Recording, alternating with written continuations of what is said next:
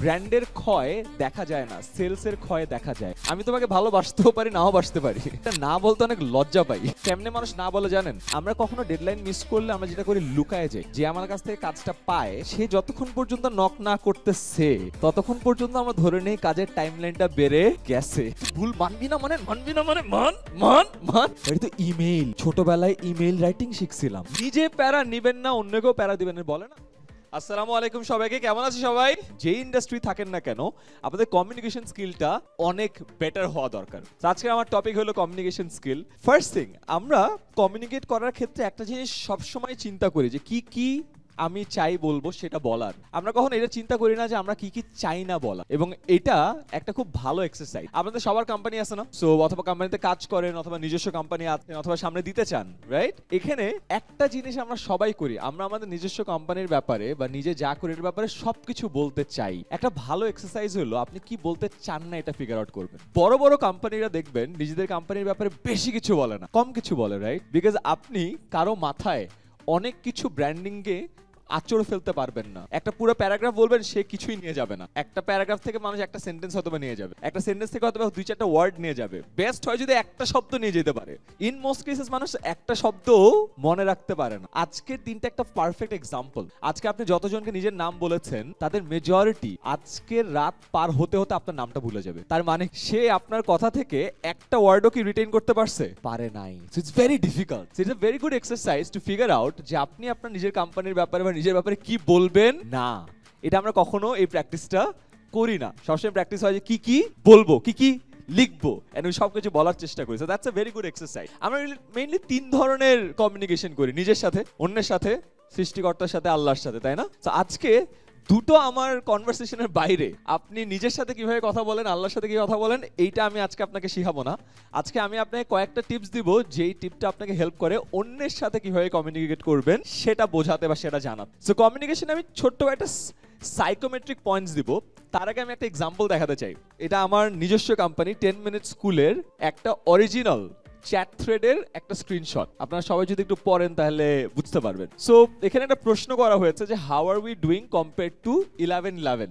So আমি আজকে প্রেজেন্টেশনটা বানানোর ক্ষেত্রে আমার মনে হলো যে এটা তো এখন নভেম্বর মাস চলতেছে, তাই না? সো নভেম্বরে একটা বড় ক্যাম্পেইন হলো 11/11 ক্যাম্পেইন। সো 11/11 ক্যাম্পেইনে এই কোয়েশ্চেনটা করা হয়েছিল যে how are we doing compared two 11/11। So আমরা গত বছরের সাথে কম্প্যারিজনের জন্য কোয়েশ্চেনটা করা হয়েছে। সো টিমের একজনের রেসপন্সটা করেছে যে ভাইয়া, it is doing well, we are yet to decide, we're yet to activate some more in Facebook, and then a proper comparison can be received. Last time we activated all at the same time, and hence there was a huge decline in last 2 days. Hence we have divided the contents until day 3 of the campaign.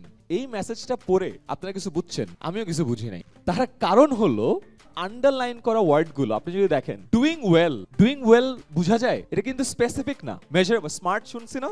Specific, measurable, attainable, realistic, time bound, nothing that. Yet to activate, yet to এখনো করতে হবে, কখন করতে হবে জানি না। সাম মোর, কয়টা বুঝি নাই। লাস্ট টাইম, কোন time? All at the same time. Huge decline, কতটুকু decline? Divided the contents in how many part. So basically যেটা করছে, যতগুলো জায়গায় স্পেসিফিক ইনফরমেশন দরকার ছিল সবগুলোতে ভেগ কন্টেন্ট দিছে। এরপরে তাকে ছোট একটা ট্রেনিং দেওয়া হয়েছে। তারপরে ও এর রেসপন্ড করছে। এটা একটু এখানে ফেটে গেল। আমি আপনাকে তো পড়ে শোনাই। Basically we are yet to generate 19,100 in the first 2 days। তারপরে প্রতিটা নাম্বার দেয়া আছে। কেন এই জিনিসটা বললাম? বিকজ আগের লাইনের কোনো কিছু আমি বুঝতে পারি না, এই জন্য উপরে একটা হেডলাইন দেখেন, অবজেক্টিফাই দ্য অ্যাডজেক্টিভস। অ্যাডজেক্টিভ কি? বিশেষণ পদ, যে পদ বিশেষ্য সর্বনামের দোষ, গুণ, অবস্থা, সংখ্যা, পরিমাপ এসব প্রকাশ করে। এবং এগুলো যদি আপনি অবজেক্টিভলি না লিখেন, আপনি যার সাথে কমিউনিকেট করছেন সেই কিছু বুঝতে পারবে। ফর এক্সাম্পল, আজকে সেশনের পর আমাকে জিজ্ঞাসা করলো যে আপনার সেশনে কেমন লাগে। আমার কাছে বেশ ভালোই লেগেছে। আমি বুঝতে পারবো। বা আপনাকে জিজ্ঞেস করলাম কেমন লাগছে, খারাপ না, বেশ ভালোই ছিল। অর্গানাইজার কিছু বুঝবে যে আসলে কতটুকু ভালো লাগছে। আপনি যদি স্পেসিফিক্যালি বলেন যে আচ্ছা, গত বছরের বিটপা, এই বছরের বিটপা এইটা ভালো ছিল, এবার এটা আরো এইটুকু ভালো হয়েছে। 8-এ আমি গতবার 10-এ 8 দিছিলাম, এবার 10-এ 9 দিব, তাহলে কিছু স্পেসিফিক হবে না? So that's very important. Next, আমার কাছে মনে হয়েছে এই জিনিসগুলো অ্যাভয়েড করা উচিত।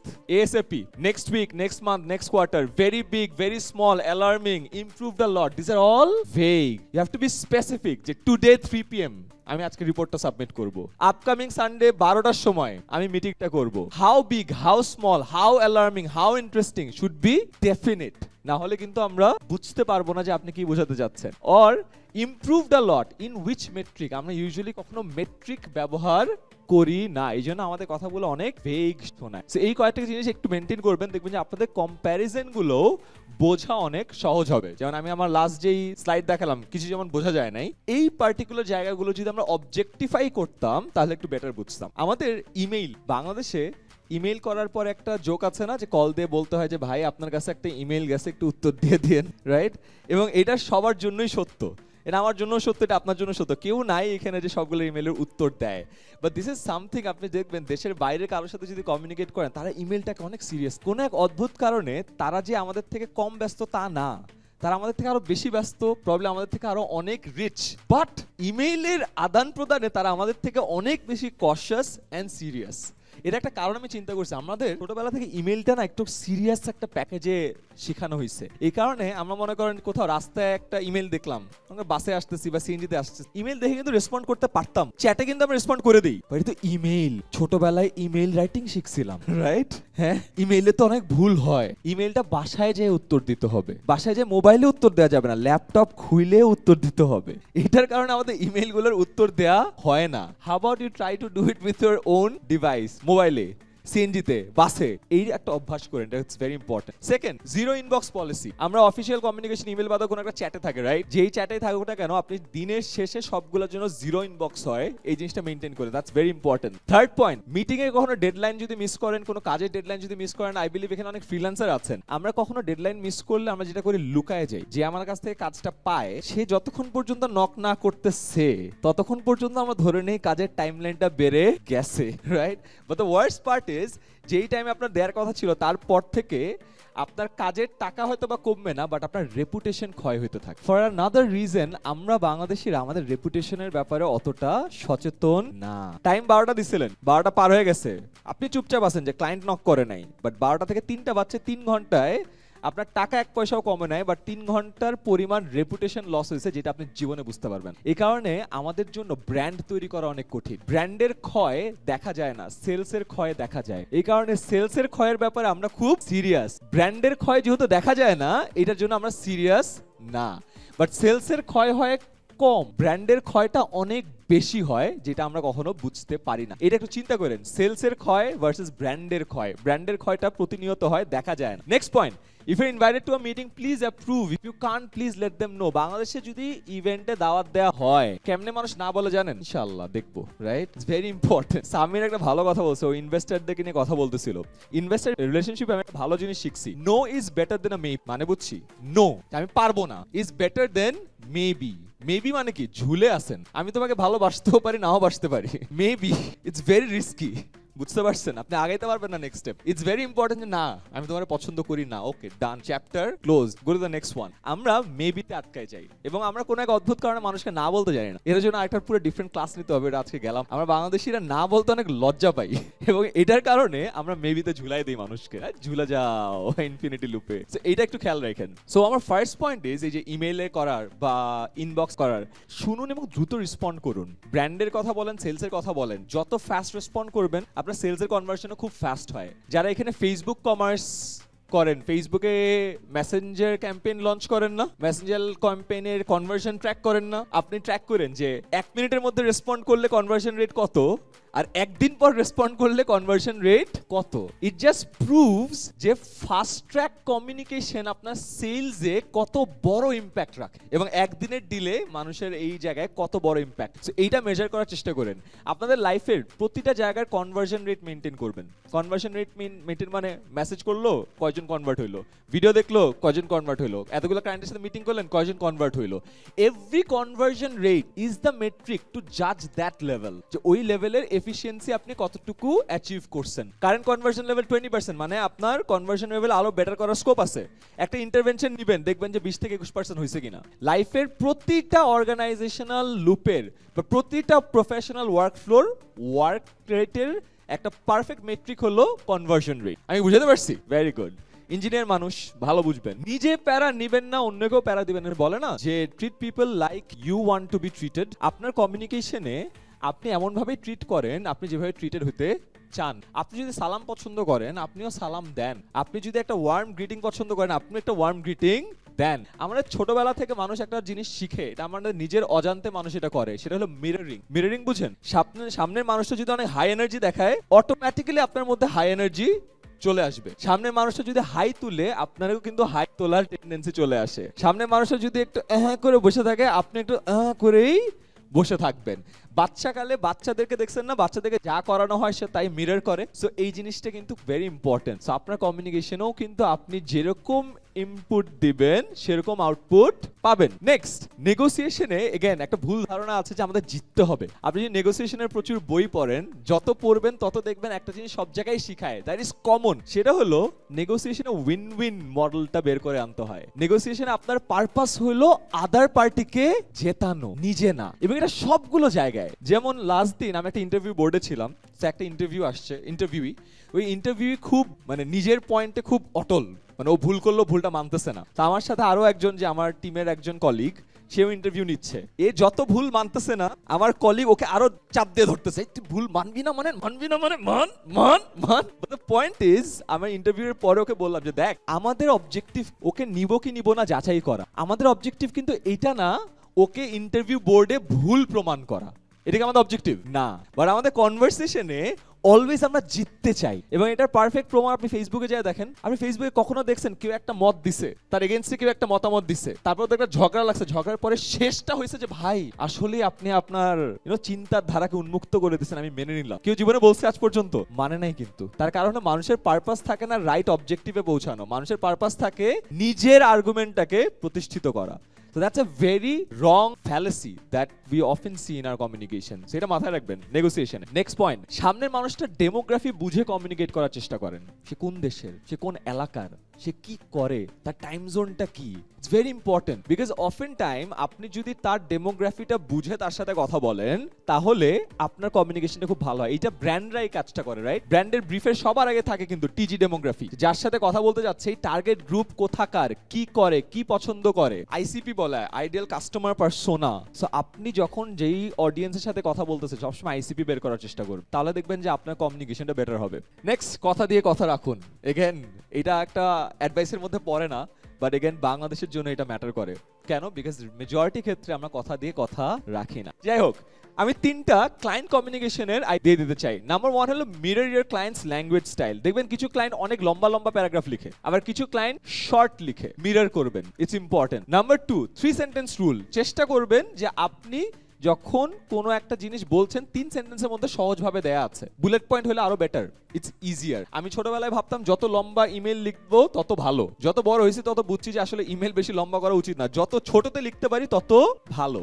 এন্ড লাস্ট পয়েন্ট হলো close loops by confirming key points is very important. Always summarize the communication. It'll be very good. So communication এগুলো তো প্রফেশনাল কমিউনিকেশন। আমি চাই যে আজকে বাসায় যে আপনি ছোট একটা কাজ করবেন, 5 মিনিট নিজের একটা ভিডিও রেকর্ড করবেন। ভিডিওর টপিক থাকবে যে আজকে বিটপা কনফারেন্স থেকে আপনি কি শিখছেন। ডান? মোবাইলে রেকর্ড হয়েছে ভিডিওটা 5 মিনিট। অলরাইট, মোবাইলে রেকর্ড করার পরে আপনি ভিডিওটা অন করবেন, অন করে সাউন্ড অন করে উল্টা পাশে রেখে দিবেন। শুধুমাত্র কি শুনবেন? অডিও। এবং আপনি অডিও শুনতে যেয়ে আপনি দেখবেন যে আপনি কত জায়গায় সো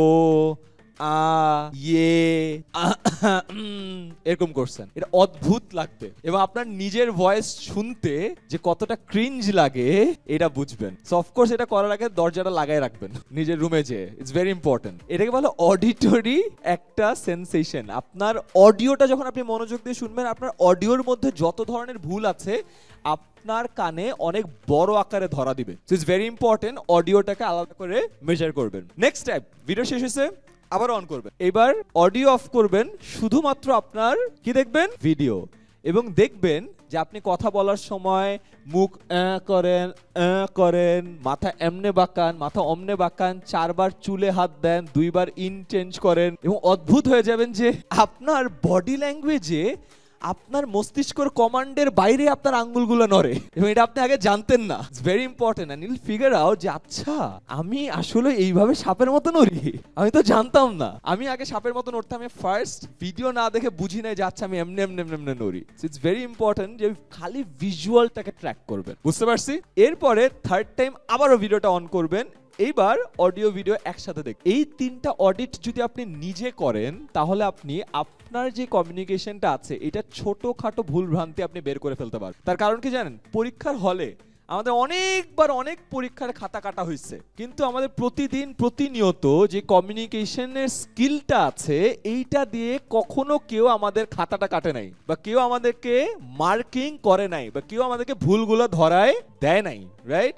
যেহেতু দেয় নাই, আপনি নিজে ধরেন ভিডিও করে 5 মিনিট, ফার্স্টে জাস্ট অডিও, দেন জাস্ট ভিডিও, দেন দুইটাই। আরেকটা কঠিন কাজ আছে, আমি জানি এটা কেউ করবে না, বা তাও যদি করতে চান, কেউ যদি ইংরেজিতে নিজের পুরো বর্ণনাটা দেন, আজকাল অনেক অ্যাপ আছে যে ইংরেজিতে অডিও দিলে ওটা ট্রান্সক্রাইব করে দেয়। আপনি ওটা ট্রান্সক্রাইব যে ভার্সনটা, রিটেন ডকুমেন্টটা আছে সেইটা পড়বেন। পড়ার পরে দেখবেন যে আপনি 5 মিনিটে যে কথাটা বলছেন ওটা আসলে 1.5 মিনিটে বলা যেত, কারণ আপনি অনেক ফ্লাফ ওয়ার্ডস, ফ্লাফ সেন্টেন্সেস ব্যবহার করেছেন। তার মানে আপনার কথাগুলো না অতটা এফেক্টিভ না, কথাগুলো আরেকটু কনসাইজ করা যেত। এর অনেক কঠিন কাজ, বাট এগেন কেউ যদি চান যে একটু নেক্সট লেভেলে যেতে চান, ডু দ্যাট এজ ওয়েল। কারণ যখন আপনি ট্রান্সক্রিপ্টটা পাবেন আপনি দেখবেন যে আপনার কথার কোন কোন জায়গায় ফ্লাফ ছিল। So that's very important. Oh, awesome. Perfect. আমি একটা ছোট জিনিস আপনাদেরকে এঁকে দেখাতে যাচ্ছিলাম। দুইটা মানুষ আঁকলাম। এই দুইটার মিনিং একটু বুঝাই। দেখতে পাচ্ছেন? দূরে থেকে একজন কথা বলতেছে, একটাতে ক্রস সাইন দেয়া আছে মানুষের মধ্যে, একটাতে ক্রস সাইন দেয়া আছে স্পিচ বাবলের মধ্যে। এটা পার্থক্য কি জানেন? আমরা যখন মানুষের সাথে কথা বলি, আমাদের যখন কোনো একটা আর্গুমেন্টে ঝামেলা হয়, আমরা ইউজুয়ালি এটা মানুষটাকে অ্যাটাক, খেয়াল করে দেখছেন? এই তুই তো খারাপ, তুই তো ডানপন্থী, বামপন্থী, উত্তরমুখী, দক্ষিণমুখী, রাইট? আমরা কখনো আর্গুমেন্টটাকে অ্যাটাক করি না, আমরা কাকে অ্যাটাক করি? মানুষটা। ইউজুয়ালি আমাদের কি করার কথা? কারোর সাথে মতভেদ হয়, আমাদের কি মানুষটাকে অ্যাটাক করার কথা, না আমাদের মানুষটার যে কথাটা আছে এই কথাটাকে অ্যাটাক করার কথা? কোনটা? কথাটা। বাট আমরা ইউজুয়ালি যখন কারোর সাথে কোনো মতবিরোধ হয়, আমরা মতবিরোধের মতটা এবং মানুষটার মধ্যে পার্থক্য করি না, এবং আমরা যে অ্যাটাকটা করি হইলো মানুষটা, whereas অ্যাটাকটা করার কথা হইলো মতটা। এটা কি বুঝতে পারছি? It's very important. আপনার সাথে যখন আপনার কোনো কলিগের কনফ্লিক্ট হবে, বা আপনার জায়গায় ঝামেলা হবে, সোশ্যাল মিডিয়া, ফেসবুকে কোনো ঝামেলা হচ্ছে, মত এবং মানুষ এই দুটোর মধ্যে পার্থক্য করবেন, এবং মতটাকে অ্যাটাক করবেন, মানুষটাকে না। বুঝতে পারছি? সেকেন্ড আফটার জিনিস আপনাদেরকে আজকে দেখাই, ইটস ভেরি ইম্পর্টেন্ট। আপনাদের এখানে অনেকে আছে, আমি শুনলাম যে আপনারা শুরু করছেন বা কাজ শুরু করতে চান। একটা কনসেপ্ট আছে, এটাকে বলে হলো স্পটলাইট সিনড্রোম। আপনারা শুনেছেন কেউ স্পটলাইট সিনড্রোম? হ্যাঁ, কেউ শুনেছি? হাত স্পটলাইট। আচ্ছা, দুই এক আমি আঁকি, মানুষ আঁকলাম একটা খুবই সুন্দর 5টা মানুষ। ইউজুয়ালি আমরা ভাবি কি জানেন, যে আমাদের এই যে মানুষগুলো আছে, মনে করেন মাঝখানে মানুষটা আপনি ভাবেন যে আপনার উপর সকল স্পটলাইট, এবং সবাই আপনাকে নিয়ে চিন্তা করছে, আশেপাশে যে 4টা মানুষ, এটাকে বলে হলো স্পটলাইট সিনড্রোম। আপনি মাঝখানে আসেন, বাকি সবাই সবকিছু দেখ, এবং এটার ফলে আপনি নতুন কোনো কিছু স্টার্ট করেন, কেন? নতুন কোনো কিছু স্টার্ট করে যদি আপনি ভুল করেন, তাহলে আশেপাশের মানুষ বলবে। ফেসবুকে কোনো কিছু পোস্ট করেন না, কেন? 2 দিন পরে যদি একটু ফেল করি, তাহলে তো আশেপাশের মানুষ হাসবে। আপনি একটা নতুন কোম্পানি খুলছেন, বাট প্রচার করেন না আপনার বন্ধু বান্ধব কি, যে আপনার আমার বন্ধু বান্ধব বলবে, আরে কিসের কোম্পানি খুলছিস ব্যাট, এটা কিছু হইলো? তার কারণ কি? আপনার দুনিয়ায় আপনি ভাবতে থাকেন যে আশেপাশের সকল মানুষের পুরো ফোকাস এবং স্পটলাইট হলো আপনার উপর। আসলে এটা না, সকল মানুষ আসলে সবাই নিজেকে নিয়ে ব্যস্ত, কেউ আপনাকে নিয়ে আসলে চিন্তা করে। সব স্পটলাইট, ও আছে ওর স্পটলাইট নিয়ে, ও আছে ওর স্পটলাইট নিয়ে, সে আছে তার স্পটলাইট নিয়ে, পঞ্চম বন্ধু আছে পঞ্চম বন্ধুর spotlight. This is the actual scenario. But আপনি ভাবেন সকল স্পটলাইট আপনার উপরে। আমার কাছে মনে হয় যে আজকে যারা আছেন, অনেকের জায়গা কাছে শুনলাম যে আপনারা ফার্স্ট টাইম আসছেন একটা ইভেন্টে, বা নতুন কিছু স্টার্ট করতে চান, কিভাবে করবেন এখনো বুঝতে পারতেছেন না। আমাদের বাংলাদেশিদের মধ্যে আরেক fear of failure. So anyway, আজকের এই কমিউনিকেশন স্কিলসের এই ছোট কিছু অ্যাডভাইস দেওয়ার রিজনটা হলো, যে যেই ফিল্ডে আছেন না কেন, আমাকে মনে হয় কমিউনিকেশন স্কিল এমন একটা স্কিল যেটা আপনার স্কিলকে মেনি টাইম অ্যাম্পলিফাই করে, এবং এইখানে যদি আপনার কোনো দুর্বলতা থাকে, সেটা আপনার কোর স্কিলসকে বহু জায়গায় অনেকটুকু ছোট করে রাখে, বা খুব একটা বড় আকারে বের হতে দেয় না। সো যে যেই স্কিলেই আছেন না কেন, যে যেই পেশায় আছেন না কেন, চেষ্টা করবেন নিজের কমিউনিকেশন স্কিলটাকে একটু সানিয়ে নিতে। And always remember that one thing, যেই কয়েকটা জিনিস বলেছি এটার বাইরে, যে attack the moth, not the মানুষ। Alright, it's very important. And remember the spotlight effect. আমরা ভাবি সবাই আমাকে নিয়ে চিন্তা করতেছে, আসলে এটা না। সো ফিয়ার অফ ফেলার বাদ দিয়ে আজকে যেহেতু অনেক কথায় অনেক কিছুর ইন্সপিরেশন পাইছেন, প্লিজ শুরু করে দেন। অ্যান্ড ইনশাআল্লাহ নেক্সট বিটপা আসতে আসতে অনেকের অনেক সুন্দর সুন্দর স্টোরি হয়তো বা সামনে চলে আসবে, ওগুলো শোনার জন্য আমি অনেক আগ্রহী হব। অ্যান্ড নেক্সট টাইম যদি আবারও এরকম একটা মঞ্চে দেখা হয়, প্লিজ বলেন লাস্ট 1 ইয়ারের যে একবার যখন শুরু করছিলেন লাস্ট বছরে, তখন জাস্ট অঙ্কুর ছিল একটা, এখন একটা বিশাল বটবৃক্ষ হয়ে গেছেন। আপনার গল্পগুলো শোনার আগ্রহে থাকলাম। সবাই ভালো থাকবেন। আসসালামু আলাইকুম।